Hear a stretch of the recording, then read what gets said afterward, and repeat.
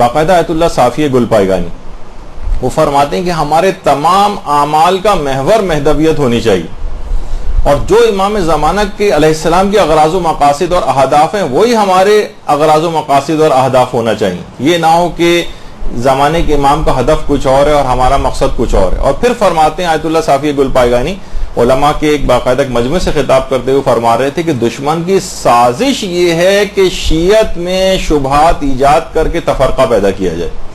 شبہات کی ایجاد، مردود افکار پھیلانے والے دیکھیے ان کے دو مقاصد عام طور پر لگتا ہے کہ پورے ہو جاتے ہیں.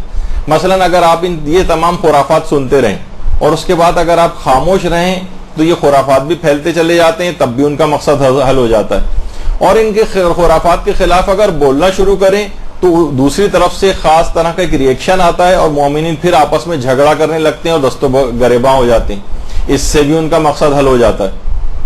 فرماتے ہیں لیکن اس موقع پر سنگین ذمہ داری یہ ہے کہ شبہات اور اشکالات کے لوگوں کو جوابات دیے جائیں.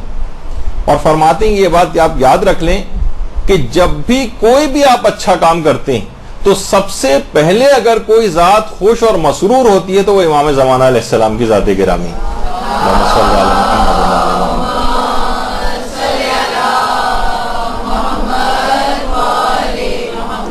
اور جو اگر آپ کوئی گناہ کا کام کرتے ہیں تو سب سے پہلے جو ذات مغموم ہوتی ہے وہ امام زمانہ علیہ السلام کی ذات ہے. یہ آیت اللہ صافی گل پائیگانی فرماتے. تو غیبت کے زمانے میں یہ جو پیریڈ چل رہا ہے اس میں گمراہی سے نجات وہی شخص پا سکتا ہے کہ جس کا عقیدہ بہت مضبوط ہو، اس طرح کے شکوک و شبہات کا شکار نہ ہو، ان ایسے افراد سے الرٹ ہو کر بیٹھے. یہی وجہ ہے کہ ہمارے امام حسن عسکری علیہ الصلوۃ والسلام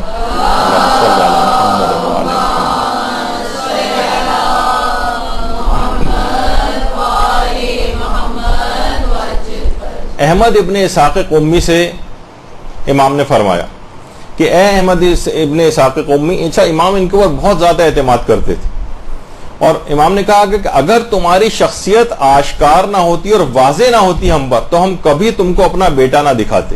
یہ ان شخصیات، خوش قسمت شخصیات میں سے احمد ابن عباس قمی جنہوں نے امام زمانہ علیہ السلام کی زیارت کی تھی. 11ویں امام نے خود ان کو دکھایا تھا. تو امام فرماتے ہیں کہ اے احمد ابن اسحاق، خدا کی قسم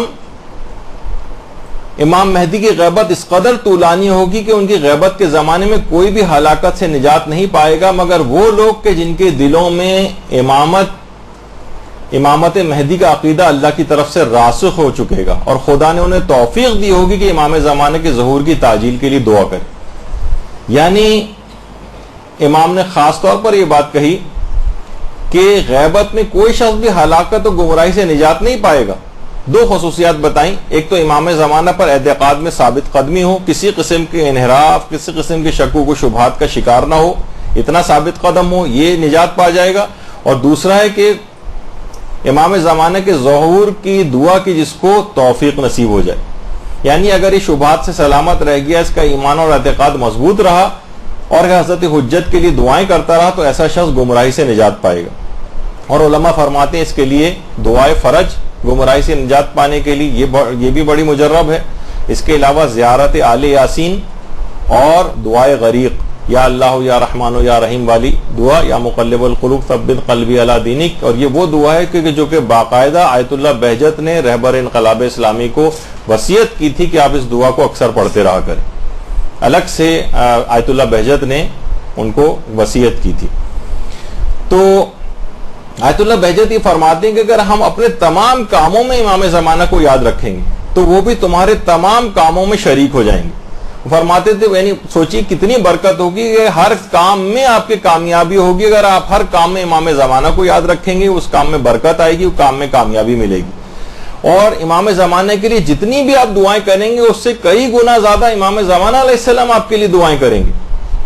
اور یہ بات سوچ لیجئے کہ امام زمانہ اگر آپ کے لیے دعا کر دیں تو آپ کا بیڑا پار ہو جائے گا، نجات مل جائے گی.